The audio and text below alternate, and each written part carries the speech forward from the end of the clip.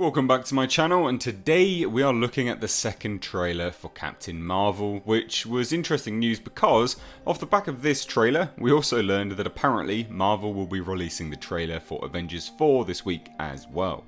But either way, the second trailer is here and I wanted to break it down and go through all of the reveals and potential Easter eggs for the film.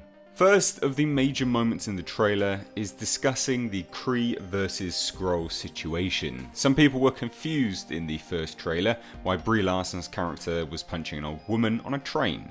Now, any Marvel fan would be aware, of course, that this was highly likely to be a Skrull in disguise, and yes, this is confirmed now to be a Skrull in disguise. We get an extended part of that shot we previously saw, and we can see the Skrull doing things that no old woman would be capable of. I think this will be one of the comedic elements to the film, the Skrulls in disguise, what they do when they are in disguise. It's highly likely that Marvel will use this as comedic leverage throughout the movie. It's interesting to note in this trailer that they are out and out stating that Skrulls are the evil bad guys and that the Kree, yes, the very same Ronan the Accuser from Guardians of the Galaxy Kree, are the good guys. In fact, they go a step further and say that they are noble warrior heroes, which of course indicates a lot in terms of the timeline. It would indicate that Carol Danvers isn't aware of the Kree and the Xandarian conflict, which definitely does not paint the Kree in a good light. And although Ronan the Accuser is in this film, he's perhaps not gone full fanatical crazy at this point. Otherwise, I'm sure Carol wouldn't be saying how heroic the Kree are if she came into contact with the murderous Ronan we knew from Guardians. Now, from Guardians of the Galaxy, we know that there was a 1,000-year war between the Kree and the Nova Empire, but of course a peace treaty was signed in 2014.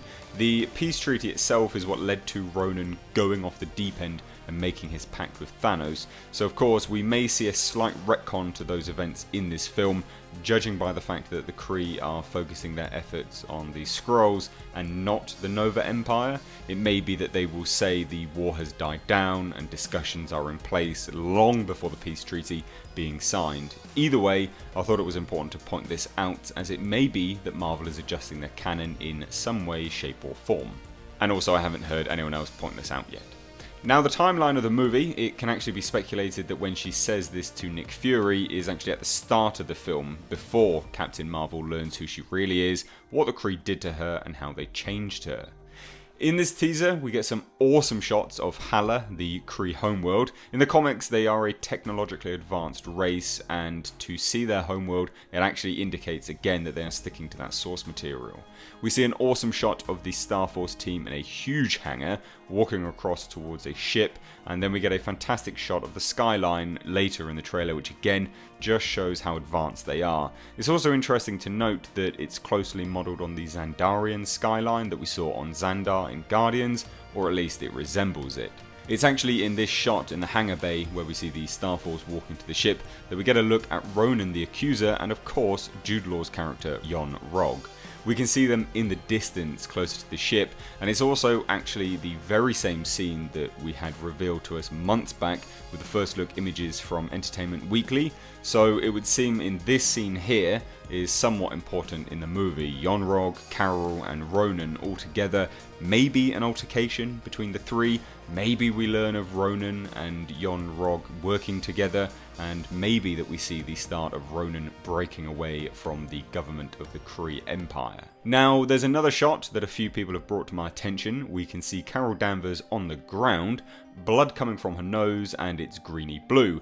Now, in the shot, we hear Annette Bening's character talking to Carol, saying that your life began the day it nearly ended, and then we get a quick cut to another shot of Carol on the ground in her pilot gear with a Kree walking towards her. It's likely that this may actually be a misdirect, but there's another possibility that either Carol Danvers in this universe is half Kree, which is something that's been retconned in the new Marvel comics, or, as I said, it's a misdirect which is actually cutting together two scenes in the movie, but with Carol covered in that blue energy, which will either be removed in the film, as Marvel do this a lot, or the energy is genuinely something that has been unleashed in her and she's then taken to the Kree to be turned into the hero that we know. That's just a few avenues they could go down.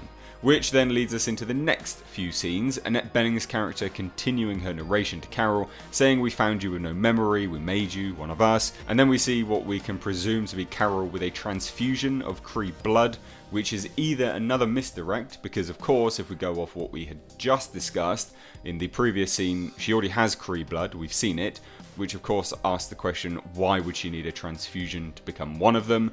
Or it could actually be that she gets injured and this transfusion is actually something that S.H.I.E.L.D. is performing. Again, some speculation there, but if you think about it, why would Carol need a transfusion if she is already half Kree?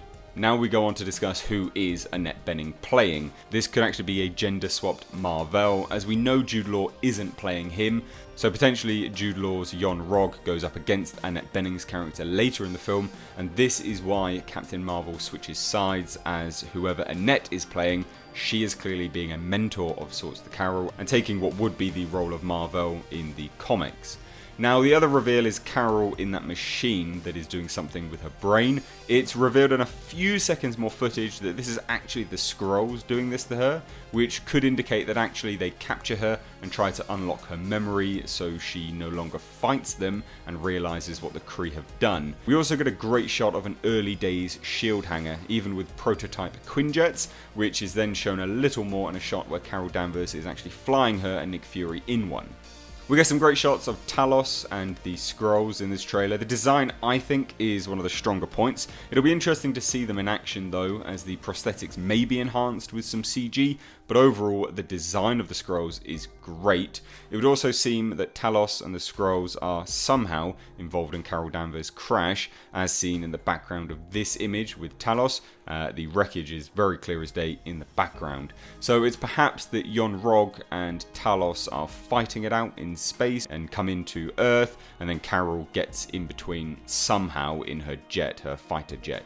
There are some really quick shots of Jude Law's character Yon-Rogg talking to Carol, which is probably from some form of training that she's doing for Star Force, a younger version of Carol Danvers. And then we see Carol turning into the mantle of Captain Marvel with her comic accurate costume. She is seen unleashing her powers on some Kree soldiers, which could be part of Ronan's forces, but then she is also even seen fighting Kree ships in space as well.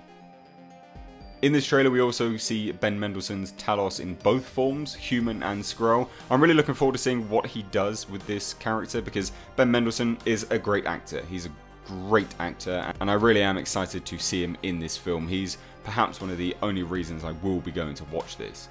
And then we close on that light-hearted Marvel tone, Nick Fury playing with Carol Danvers' cat, which is called Chewie in the comics, but has now been renamed Goose in the film, which is a very, very clear reference to Top Gun. Now, this cat could actually be a Flurkin, which is actually not a cat, it's a really, really dangerous alien. Either way, that is everything that I got from the trailer. If there's anything that I missed, please do leave them down below in the comment section. Would really like to hear your thoughts. Are you looking forward to this film? Let me know, because a lot of people are not hyped on this. The trailers for Captain Marvel are actually really not doing so well in respect to that compared to the other Marvel trailers. Which I guess is quite telling of the Marvel fanbase and just general movie audience fanbase not being on board with Captain Marvel, which I think is an interesting thing to point out. And I also want to pose the question, what do you think about the future of Marvel now we are getting the changing of the guard? And I don't mean this in the respect of, oh, it's the feminist agenda and all that nonsense. That's not really what I'm asking. What I'm asking is, you know, we know that Iron Man is likely to be hanging up the mantle very, very soon. Tony Stark, Robert Downey Jr., he's not going to be in the role for much longer. We did have rumours that Chris Evans was done with the role of Captain America, and essentially all of that. Now, we do know that apparently Captain Marvel will play a large role in the future of the Marvel Universe. So what do you think about the future of the Marvel Universe now that we've got the second trailer of Captain Marvel? Do you have more hope, or are you less excited? Because again, like I said, if you're taking a look back at the trailers and the response that they've garnered, the Captain Marvel trailers are definitely not getting as many views, or it seems to be anyway from what I could gather from analytics and things like that. I could be wrong, but like I said, it's just an observation. So let me know your thoughts. I'd be interested to hear. But anyway, and as always, if you are new here, please do hit that subscribe button. And if you enjoyed this video, give it a like and a share. As always, I've been Mr. Age. Take care.